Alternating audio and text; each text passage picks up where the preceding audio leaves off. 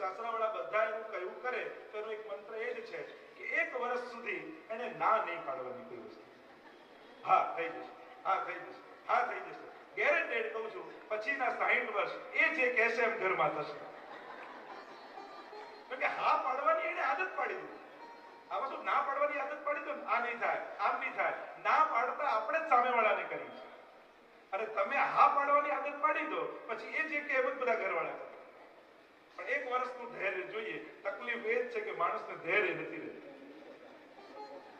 તકલીફ એ જ છે કારણ કે એને તો 1 સેકન્ડે ઉકેલો જોઈએ છે. જેણે ઉકેલો જીવનમાં મેળવવા હોય મુશ્કેલીઓના, એને ધૈર્ય રાખતા છે. કે દરેક ઉકેલો એમને નથી મળતા, તરત નથી મળતા. થોડીક ધૈર્ય માણસ રાખે તો સારો ને લાંબો ઉકેલ મળે. પણ ધીરજ માણસમાં નથી હોતી એટલે ઉકેલો નથી કરતા. કારણ કે જયારે ગુચ્ચમ પડી હોય ને દોરીમાં, અને જેટલી ઉતાવળથી ઉકેલવા જાવ એટલી ગુચ્ચમ વધારે થતી જાય. આ આપણા જીવનમાં આવું જ થાય છે. આપણા મુશ્કેલીઓના ઉકેલ તાત્કાલિક જે કરવા જઈએ છે ને, એમાં વધારે જીવન ગૂંચવાઈ જાય છે. અને પછી એવું ગૂંચવાઈ જાય કે પછી દોરી તોડવી જ પડે. અને આપણા જીવનમાં એવું થાય પછી દોર સંબંધોની તોડવી પડે. આ ઉકેલ મેળવતા નથી આવડતું. ઉદ્વેગ તો લૌકિક ચિત્તથી પ્રભુનું સન્મુખ જવું આ સેવાનો દોષ છે. બીજું, સેવાની તત્પરતા ન રાખવી ચિત્તમાં, આ પણ દોષ છે. 4 વાર કહે પછી ઉભો થઈને જારી ભરે તો એ જારી આરોગવાનો ઠાકોરજીને આનંદ ના આવે. સેવા કરવાની તત્પરતા, તો મંદ ઉત્સાહ એ સેવામાં દોષ છે. મંદ ઉત્સાહ, કરીશું, થશે, આજે નહીં કાલે કરીશું. આવું જે કાળ પર સેવામાં ટાળે, લૌકિક હોય એને ટાળવું, અલૌકિક હોય એને ઝડપી દે. લૌકિક કાર્ય આવ્યા આજે નહીં તો કાલે, કાલે નહીં તો પરમ દિવસે. અલૌકિક વિચાર મનમાં આવ્યો હોય ને એને ટાળવો નહીં, તુરંત ઝડપી દે. ત્રીજો અપરાધ સેવાનો કયો, કંજૂસ સ્વભાવ. પોતાના માટે સારામાં સારું માણસ ગોતવા જાય. હવે જે આ કિંમત આવી ગમતી વસ્તુ છે તો ભાવતાલ નહીં કરાવો તો એમ. અને ઠાકોરજી માટે લેવા જવું, દુકાનવાળા 10 વાર યાદ અપાજો ઠાકોરજી માટે લેવાનું બરાબર કરી દે. પ્રભુનું હોય એટલું કસી કસીને લેવાનું, અને આપણું ગમતું હોય પછી ભાવ નહીં જોવો. આપણે ત્યાં તો વાર્તામાં આવે ને પેલું ₹1 ગુલાબ, અને એને એમ થયું કે આ તો કેવું સુંદર ગુલાબ મારે ઠાકોરજી માટે છે, પ્રભુને લાયક છે. અને બોલી ચાલી, સામે કોઈ યવન આવ્યો, એને એના પ્રિયતમા માટે લઈ જવો હતો. ₹10, ₹100, ₹1000, અને એ ₹1 ગુલાબ ₹1.25 લાખમાં ખરીદ્યું કે મારા પ્રભુની વસ્તુ બીજી કોઈ લૌકિક વસ્તુમાં ન વપરાય. એકવાર સંકલ્પ કર્યો કે આ ઠાકોરજીને લાયક છે, અને આ જો સંસારમાં વસ્તુમાં વપરાઈ જાય તો મારો વૈષ્ણવ ધર્મ છે. અને ₹1.25 લાખનું ગુલાબ લઈને જ્યાં ઠાકોરજીના મસ્તક પર રાખ્યું ને, તો ત્યાં શ્રીનાથજીનું મસ્તક ઝૂકી ગયું કે તારા ગુલાબની ભાવના, રૂપિયા નહીં, તારા સમર્પણની ભાવનાથી આજે હું મસ્તક ઝૂકી ગયું. શ્રીનાથજીનું મસ્તક ઝૂકી ગયું. આ સેવાની તત્પરતા કહેવાય. તો સેવામાં કરકસરતા, સેવામાં કંજૂસ સ્વભાવ. હા, તમારું સામર્થ્ય ઓછું હોય ને સાધારણ કરો એની વાત કરો. પોતાના સામર્થ્ય પ્રમાણે ઉત્તમ વસ્તુનો આગ્રહ રાખો. જેની પાસે કઈ ના હોય, એ તો જલ ધર્યું છે તોય ઠાકોરજી રાજી થયા, છોલે ધર્યા છે તોય ઠાકોરજી રાજી થયા છે. પદ્મનાભદાસજી છોલે ધરતા ને, કઢી છે, ભાત છે, શાક છે, ડગરીઓ કરે, અને ઠાકોરજી એ રીતે આવે.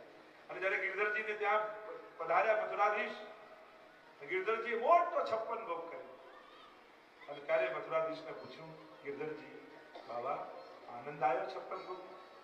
ત્યારે મથુરાધીશ બોલેલા, આનંદ તો આવ્યો પણ वो आनंद नहीं आयो जो पद्मनाभदास जी के छोला में आया. એના છોલામાં જે મીઠાશ હતી એ આ 56 ભોગમાં નહીં. મૂળ છે સમર્પણની ભાવના. આ પૂર્ણ હોવી જોઈએ. વસ્તુ સાધારણ હોય એનો વાંધો નહીં, પણ ભાવ સાધારણ ન થઈ જવો. ભાવ તો ઉત્તમ જ રહેવો જોઈએ. જો આપણે ઉત્તમ વસ્તુ જ લાવી શકીએ એવું બધાનું સામર્થ્ય નથી હોતું. વસ્તુ ભલે સાધારણ હોય, સામાન્ય હોય, પણ ભાવ હંમેશા ઉત્તમ રાખો. સમર્પણ ઉત્તમ રાખો, વિચાર ઉત્તમ રાખો.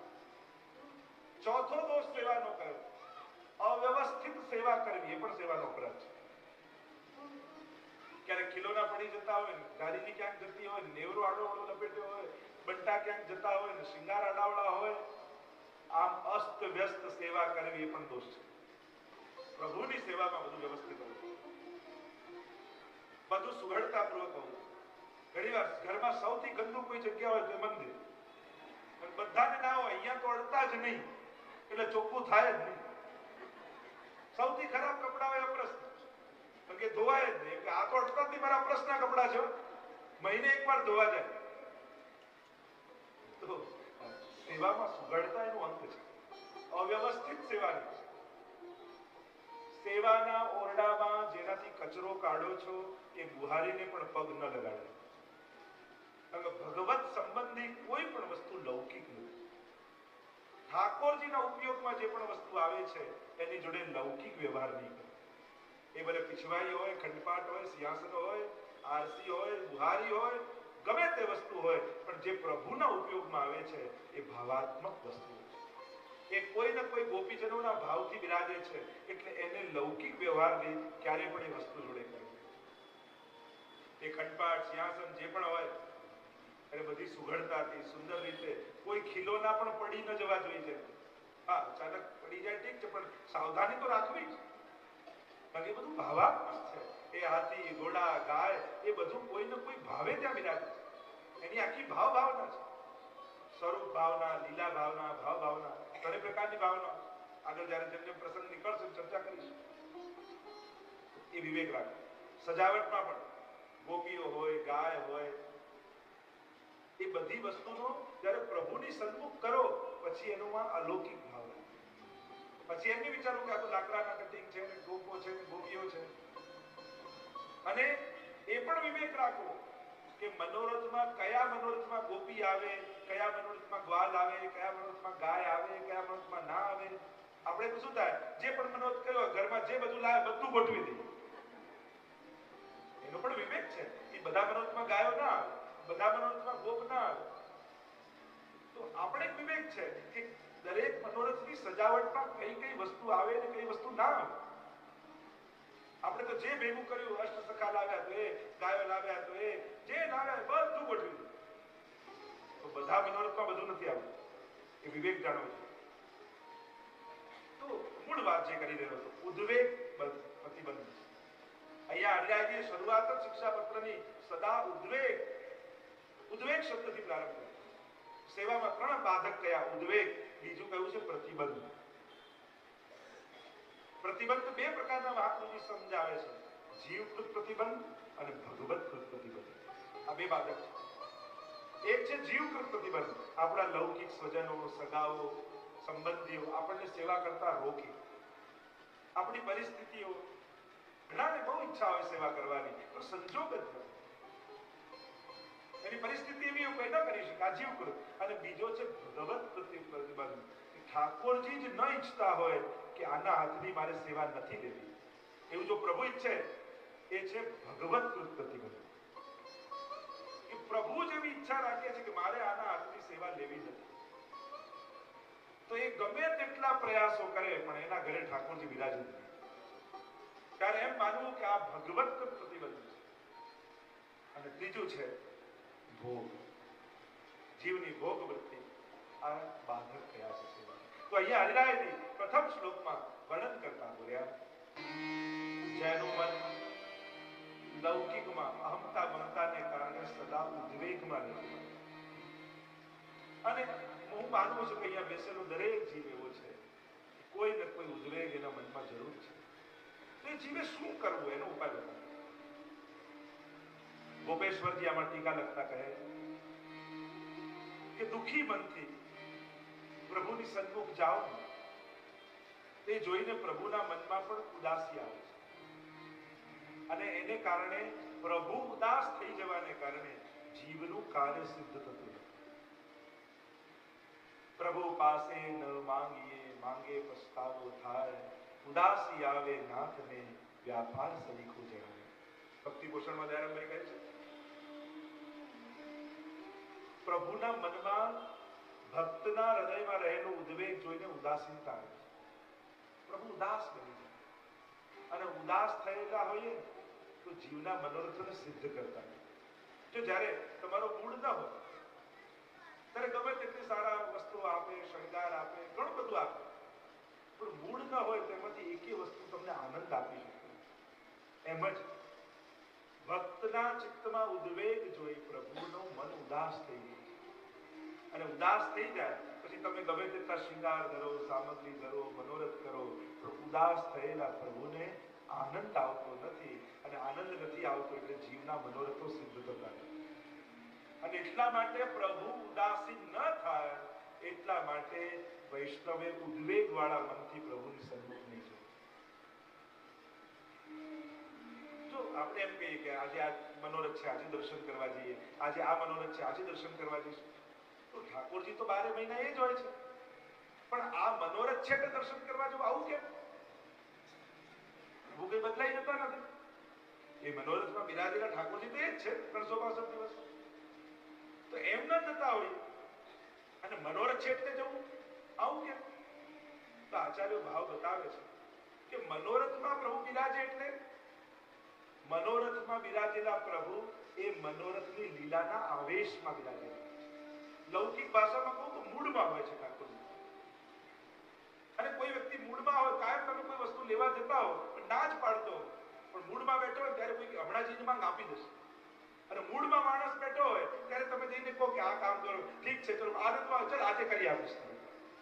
એમ જ આપણે રોજ દર્શન કરવા જતા હોય પણ કાર્ય સિદ્ધ ન થતું હોય, પણ મનોરથમાં ઠાકોરજી મૂડમાં હોય છે અને ત્યારે સન્મુખ જાઓ ને તો તમારું કાર્ય સિદ્ધ થઈ જાય.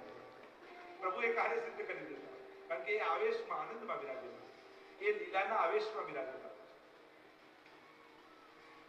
તો કહ્યું જેનું મન સદાય સંસારમાં ઉદ્વેગિત રહેતું હોય, અને બીજું લક્ષણ આપ્યું દર્શને કૃષ્ણ માનસ,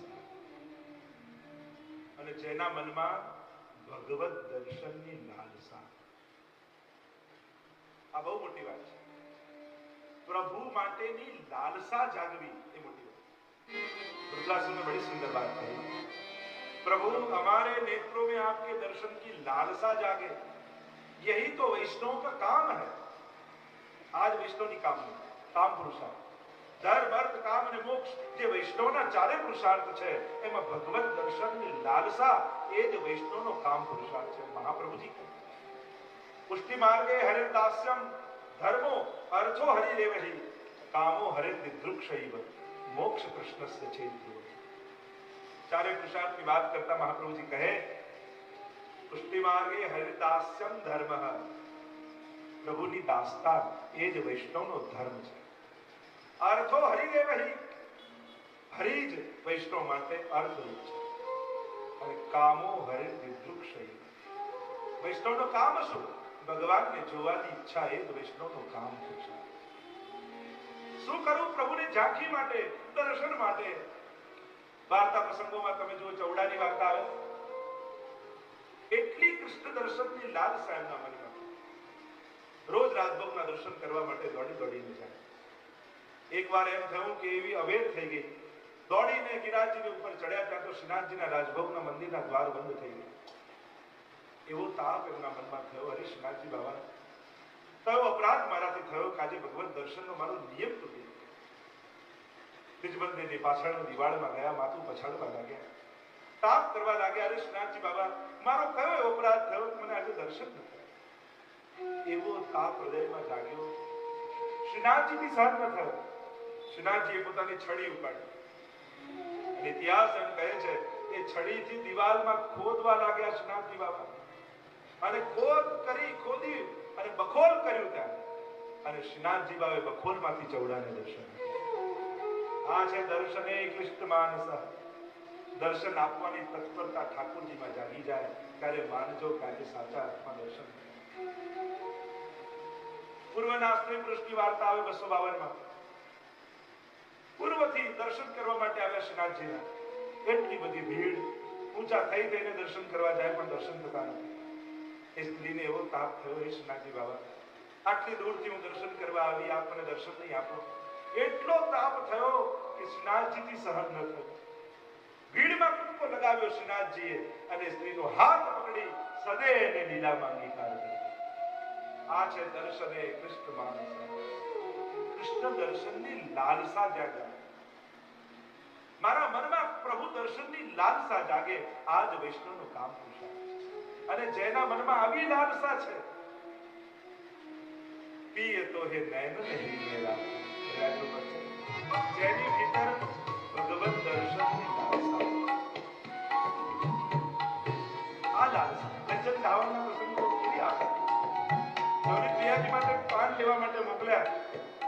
તો બહાર ગયા નહીં, ઠાકોરજીના દર્શન ન થયા ને ત્યાં મૂર્છિત થઈ ગયા. મારા નવનીત લાયા અને ત્યાં નવનીત પ્રિયાજી હટ કરીને બેઠા છે, મારો ગજ્જન સામે નહીં આવે ત્યાં સુધી હું રાજભોગ નહીં આવે. જો આ દર્શન લાલસા પુષ્ટિ માર્ગમાં તો પરસ્પર છે.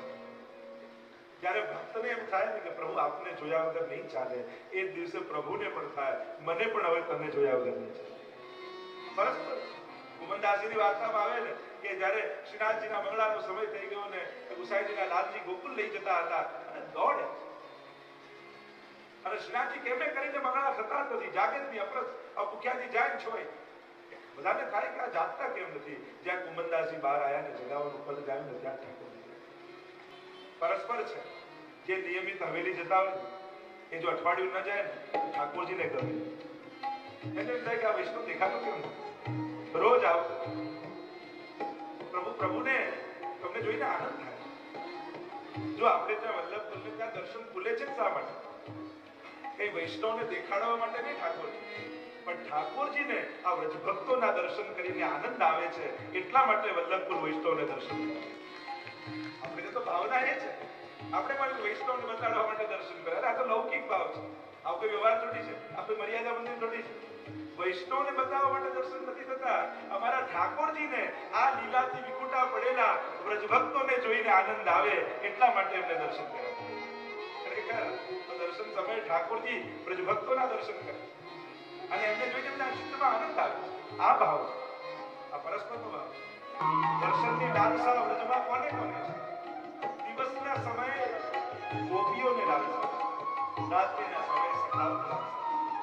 અરે વેણુ ગીતમાં જો ધન્યાસ મૂળમતયો વિહરિણ્ય એતા યા નંદ નંદન મુપાત વિચિત્ર વેશમ આકર્ણ વેણુ રણિતમ સહ કૃષ્ણ સારા પૂજામ દધુ વિરચિતામ પ્રણયામ દો. हमारी हिरनियों को तो देखो. वेणु गीतમાં જો તમે દર્શન કરો ઠાકોરજી વેણુ નાદ કરતા કરતા જ્યારે વનમાં પધારે અને નાદ આખા વ્રજમાં વ્યાપે ત્યારે લતા પતા ગાયો હરણીઓ વાદળો બધા પર પ્રભાવ કરે છે. આ હરણીઓ ગોપીઓ કહે છે અરે સખી આ હરણીને તો જો ટગર ટગર ઠાકોરજીની સામે કેવું જોઈ રહી છે. પ્રણયામ લોકૈ પૂજામ દધુ વિરચિતામ. માનો નેત્રોથી પ્રભુનું પૂજન ન કરતી. અને મૂળ પ્રાણીઓને પ્રેમની ખબર હોય. સખી મને તો હરણીની આંખમાં ભગવત પ્રેમ દેખાઈ રહ્યો છે. મૂળ પ્રેમને કેમ જાણે? પણ આ નાદ પ્રભુનો કેવો છે, લોકોના ધર્મ બદલી નાખે છે. જળને ચેતન કરી દે, ચેતનને જળ બનાવી દે.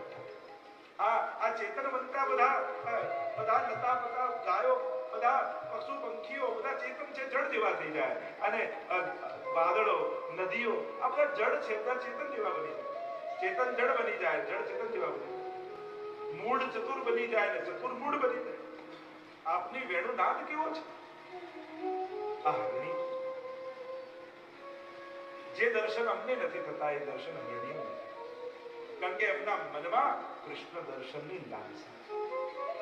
કારણ કે યશોદાજી જે શૃંગાર કરાવીને મોકલે અને બ્રજમાં કેટલીક ગોપીજનોએ કુંજ નિકુંજો સિદ્ધ કરી છે અને એમણે મનોરથને અનુકૂળ વસ્ત્રને શૃંગાર સિદ્ધ કરી નાખે. એટલે યશોદાજીએ જે શૃંગાર ધરીને મોકલ્યા છે એ અહીંયા વ્રજભક્તો વડા કરે અને પોતાની મનોરથને અનુકૂળ જે વસ્ત્રોને શૃંગાર સિદ્ધ કર્યા છે એ પ્રભુને ધરાવે છે. અને આ દર્શન આ હરણીઓનું ગોપીઓ ગોકુળમાં કહે કે જે દર્શન આપણે નથી કરી શકતા એ સર્વાંગના દર્શન હરણીઓને થાય છે. અને એટલા માટે કહ્યું ધન્યાસ્તુ મૂળમતયો. એટલે હરણીઓને ધન્ય કયા છે. કારણ કે આપણું એ સૌભાગ્ય નથી પણ એ સૌભાગ્ય હરણીઓને મળે છે. દર્શને કૃષ્ણ માનસા. જેના મનમાં કૃષ્ણ દર્શનની લાલસા છે એવા પ્રેમની 10 અવસ્થાઓ જે બતાવવામાં આવી છે રસશાસ્ત્રમાં, એમાં ચક્ષુ પ્રીતિ એ પહેલી અવસ્થા છે. આંખને જોવાની ઈચ્છા, જેના પ્રત્યે પ્રેમ જાગે ને આંખો ફરી ફરીને એની ઓર જાય. આ ચક્ષુ પ્રીતિ એ 10 લક્ષણોમાંની પહેલી પ્રીતિ છે. 10 લક્ષણ પ્રેમના જે બતાવવામાં આવ્યા એનું પહેલું લક્ષણ ચક્ષુ પ્રીતિ. આંખને આમંત્રણ ના આપવું પડે, આંખ ત્યાં જયા જ, આંખ જાય, સહજ અવસ્થા છે પ્રેમની. ત્રીજી વાત કરી લૌકિકમ વૈદિકમ ચાપી કાર્યમ કુર્વન્ન નાસ્ત્યા. અને જે લૌકિક અને વૈદિક કાર્ય અનાસ્થાએ કરે છે, એણે લીલા સર્વા ક્રમાગતા, એણે મનથી પ્રભુની સર્વ લીલાઓનો ક્રમ અનુસાર હવન કરવું, ચિંતન કરવું. તો કોને પહેલું લક્ષણ આપ્યું? જેનું અહમતા મમતાને કારણે મન સદા સંસારમાં ઉદ્વેગમાં રહે છે, જેના મનમાં કૃષ્ણ દર્શનની જેની આંખોમાં લાલસા છે. અને ત્રીજું, જે લૌકિક અને વૈદિક કાર્યો અનાસ્થાએ કરે છે. લોકે સ્વાસ્થ્યમ તથા વેદે હરિસ્તુ ન કરીશ, મહાપ્રભુજી કહ્યું. અને જેને હૃદયમાં પ્રભુને પધરાવ્યા છે, એને પછી લૌકિક વૈદિકની ક્યાં ચિંતા કરવાની જરૂર છે? તો શ્લોકીમાં પણ મહાપ્રભુજી કહે